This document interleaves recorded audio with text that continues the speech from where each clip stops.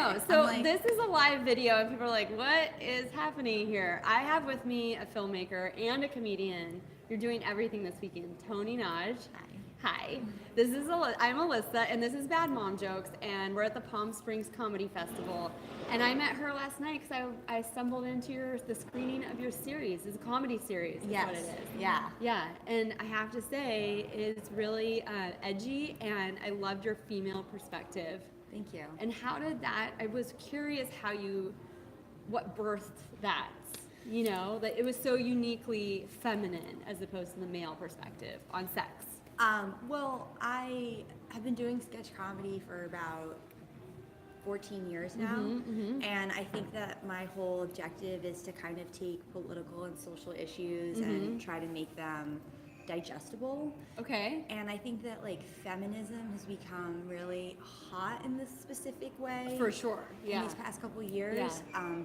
But at the same time, I think there is kind of a superficial understanding that sometimes I see in the media, or like how different people approach it. Like, oh, it's just like give the bitches some like chick shit, and it's like it lacks a depth. Oh, I see what you're saying. So they give us what they think we want, but actually, it's not even close. Yeah, like it's like no. I think women are a lot like grosser than people think. Oh, for sure. And they're they're a lot more like frat boy in a certain way when it comes to comedy. Like I think women enjoy physical comedy just as much, and I think that that's why. But it makes men uncomfortable, so you don't see it. Yeah, that's I think true. A lot of women fear being ugly. Wow, yeah, but we are finally breaking out of that because I'm seeing some of the stuff trending on Instagram. It's like a woman posing really hot. I love her. Oh, you're talking about she like poses yes, next to another I love chick. her too. Yeah. But I saw something else. It was similar where a woman was like posing all hot, and then she like lets her tummy out and flabs her arms, and it was like she went instantly from like what the guy ideal is to like whoa, like something you're not supposed to show publicly. Right. And it's so great because it had 4 million views, and that means at least a lot of women are out there going, oh hell yeah, you know. Well, when there's different sides to us. And when you're your prettiest, you're not your funniest.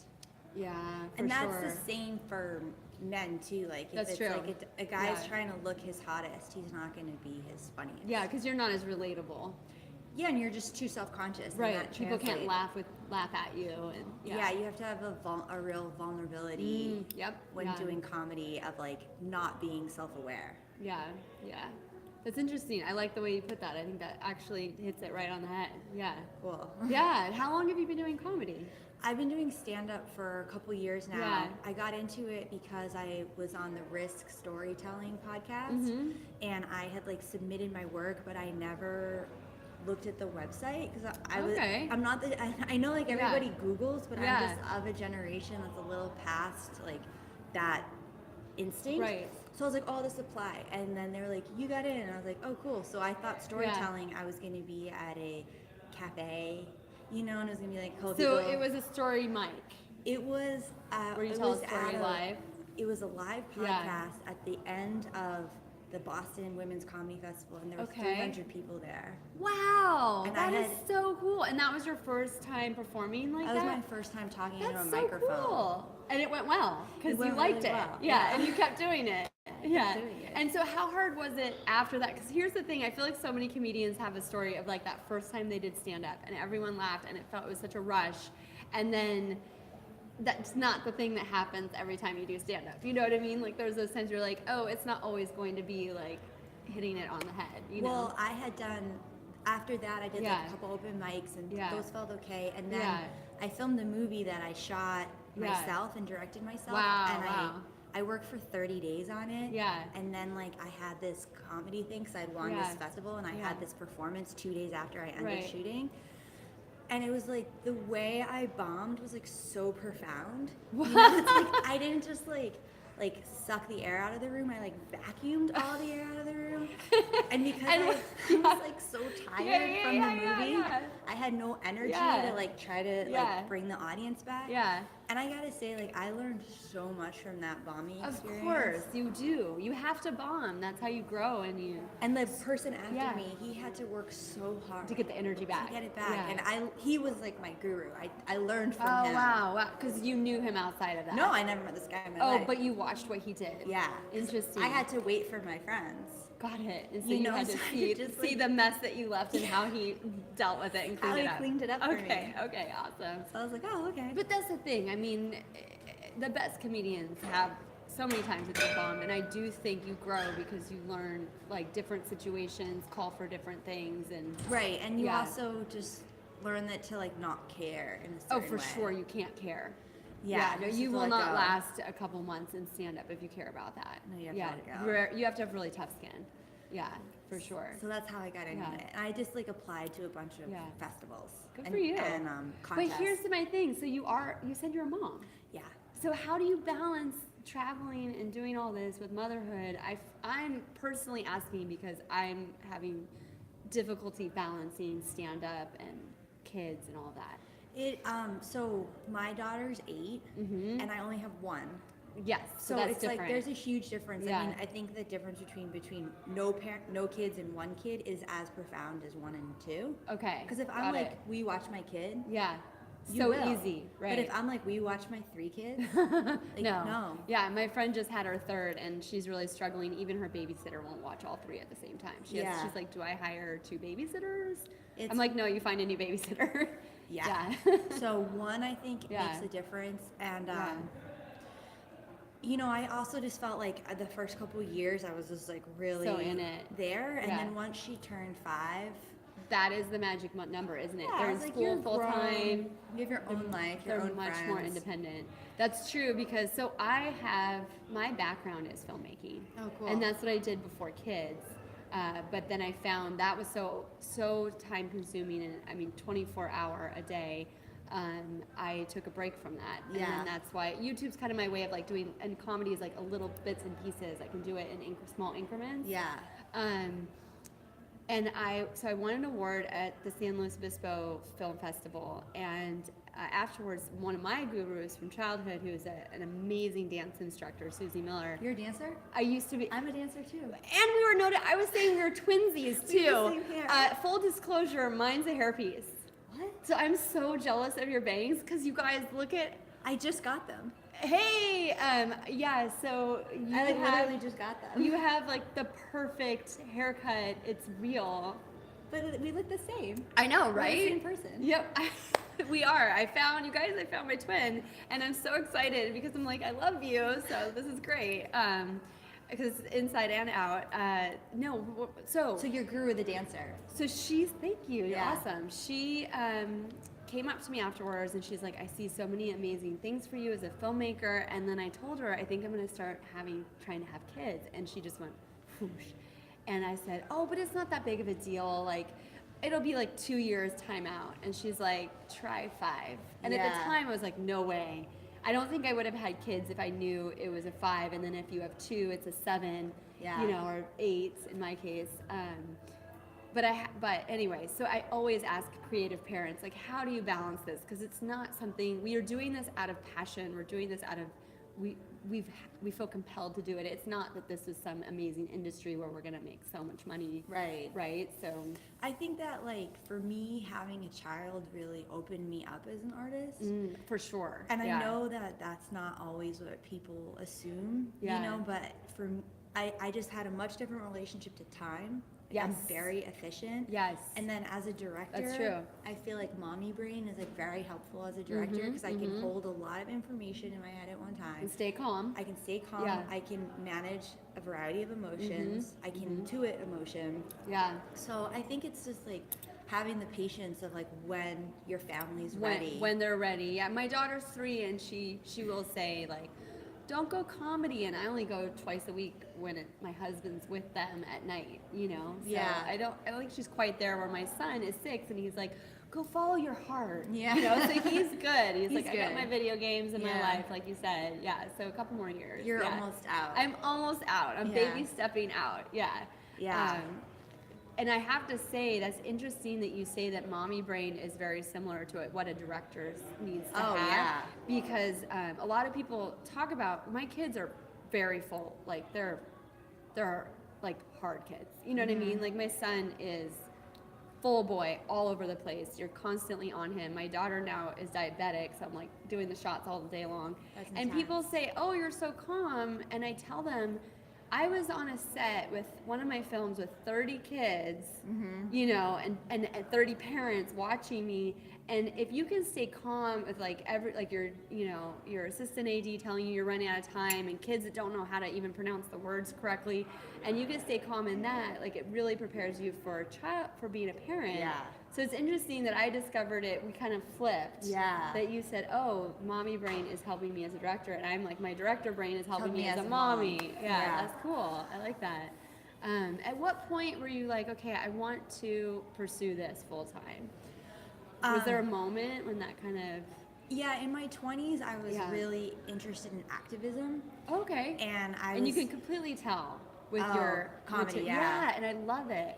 Yeah, I was like, I'm gonna change the world, you know. Good for you. Very passionate. And then, you know, there was the Bush election, the first one, and I was like, the voting machines are rigged, you know, Diebold is I was just really onto that tip. And then when Bush won again in 2004, I was like ready to take arms. I was like, the revolution is now. Wow. And like nobody seemed to care. No, I agree. I remember that. I would just say how I disagreed with him and things that were happening, and it was like, talking about sucking the air out of the room, nobody wanted to hear it. No, it was really hard. And then I was like, well, I'm going to go into business. I'm going to create a socially responsible business. And I wanted to, this was 2005, I wanted to start an organic fast food restaurant to like rival McDonald's.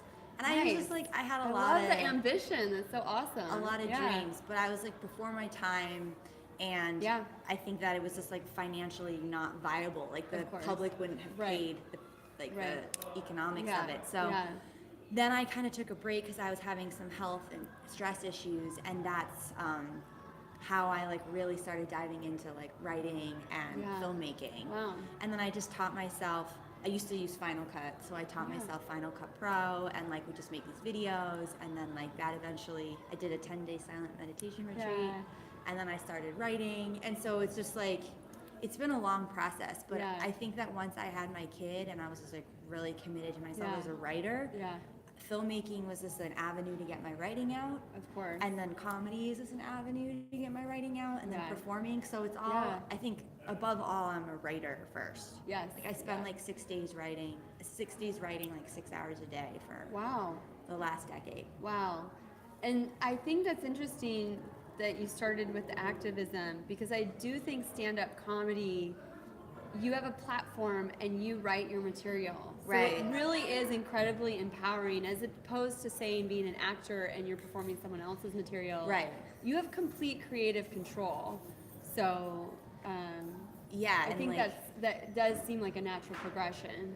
Yeah. And once I got over, you know, the anxiety, performance anxiety, because I'm a dancer too. Right. And I kind of got... So was it ballet, or what was your first dancing kind of love? I started later in life. I went to Sarah Lawrence. Okay, yeah. And I started with modern. Yes. And so I did a lot of modern. I did hip hop. I'm like a huge hip hop person. And then I've studied ballet. My son takes class at Millennium. And oh my God. I watch all those videos. I do too. Like Kyle, yes. I love his videos like, so like, much. I would like send it to my friends. They're like, okay, no, like, you have to watch this. No, we have to trade dance videos. Like, do oh you my know gosh, Sean we Wu? are twins. Do you listen? I don't. I have to. I mostly just like so purist on Kyle. Oh no. I'm gonna turn you on to so many people. It blows my mind, because I grew up in a rural part of Central California. Yeah. So the fact that I can take my son to Millennium for I'm getting chills right now. It's just so amazing that we're right there. And I'm in Santa Monica, and my friends are like, you drive to Studio City? Yes, you do. And I'm like, yes, are you kidding me? Yes, you do. This is the center of the universe for when hip it comes to hop dance, and dance. So Yeah, of no, course like I literally, do. yeah. Like I would drive an hour. If I lived in Las Vegas, I would go to Millennium. Yeah. Do they have a Millennium? Because they're franchised now. I keep joking with my husband. I'm like, let's open a Millennium in Miami. Like that's my retirement plan. Like that's I'm like, great idea. Yeah, or like in Atlanta, like because they're franchised. You can buy one. That's brilliant. Yeah. I'm like, that's my like backup. That's a great backup plan. I know. I keep trying to convince them because he likes that idea too. Yeah, that's brilliant. Yeah. I own a dance studio though, but it's hard. Do you? Yeah. Where? In Brattleboro, Vermont. Okay, and how's that going? It's going good. I mean, we teach adults, so it's like adults aren't as committed as children. Sure. But yeah, you don't get to go through the whole process of really getting to a certain point with them. Yeah, but I love the community of women, and we also serve a lot of like women moms, and like we have free childcare, so you can like bring your kid, and like we have financial help for moms that don't have the money to pay for dance and yoga. Wow, that's awesome, because I have to say, being a dancer before kids, whenever I felt like going to take a dance class, I would just go take a dance class. And now with kids, to get to the class and back is about 3 hours. Booking a babysitter, it becomes incredibly expensive. So I do seek out studios that have childcare, but they have a hard time staying afloat in LA, so they often close. So that's a bummer. Yeah, so I look forward to getting through that. Yes, for sure. I could see that. Yeah, I have to, and that's why it's like I've been bringing my kid to class like since she was. So she dances. Yeah, she's not that great. But it's not her thing. Yeah. I mean, I like make her do it. She's better at gymnastics. Oh, well, that's cool. Yeah. But she comes to my sometimes I have to teach for 3 hours, and she just hangs out. Oh, cool. Yeah, I had a dance teacher that had a daughter, and she was always there and a part of the environment. Yeah, just like playing with her. And what does she think of your comedy and your dance?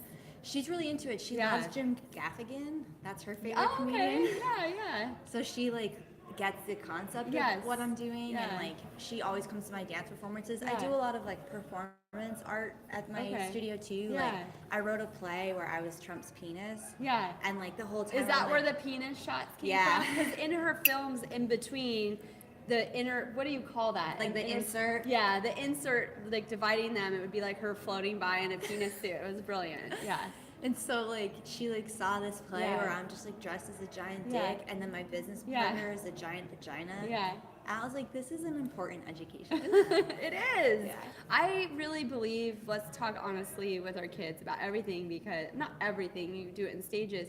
But I don't want them to feel any shame about their bodies or being naked or, any of that. No, and the art is the venue to explore this stuff. Yeah, absolutely. And it's so funny because I'm a big fan of Judd Apatow. If I could have a career, I think it would be his career. Cause he's a great career. Yeah, and because he gets to do stand-up, but he doesn't have to be perfect at it because he's this great filmmaker. And anyways, I'm not completely on track, but you got to have your idols. And he used to do this set about his daughter when she was little and how she had a vagina ventriloquist. Oh yeah, I know that. Have you seen this? Yeah, and I don't think he does anymore because she's older now. But how his wife would be like, what's her name? His wife. I'm blanking on her name. The actress, and she's so great. And she would be like, just talk to her. Don't shame her. Don't make her feel bad. So he'd have to have these conversations with his 8-year-old daughter's vagina, and I just thought it was so brilliant. It really stuck with me. I'm like, you're a good parent, And so is she for making him stay in there and not make her to blame. Yeah. Instead of our own shame, putting it on them. Yeah. Yeah. It stayed with me. Yeah. It's funny how we sexualize things so much. When the kids aren't my kid and her two friends. One of them was gluten free. Yeah. So we didn't want to give a bun to the other two. Right. So we're like, well, okay, well you guys can just have the hot dogs, and my friends we'll just put them on skewers. Yeah. So we just put the hot dogs on skewers, and they were just all walking around these hot dogs and skewers, but they were hot. So they were licking the hot dogs and sucking them. Yeah, yeah. And they're like, oh, they're too hot to eat. They're so good. And they're like, And then my grandfather always called them wieners. That's just what we call them, wieners. Just bite the fucking thing. I can't watch this anymore. And they're like, Yeah, don't videotape it. I was like, oh my It'll God. go viral for all the wrong reasons, right? I was like, I can't handle this hot dog situation. Yeah. Oh, man. I'm trying to think what else. I mean, I feel like we could end on wieners. That's great. Thank you so much. So perfect. This is awesome. Thank you for coming. Thank you. This is awesome. Forever. Yeah, this is great. All right. Bye, you guys.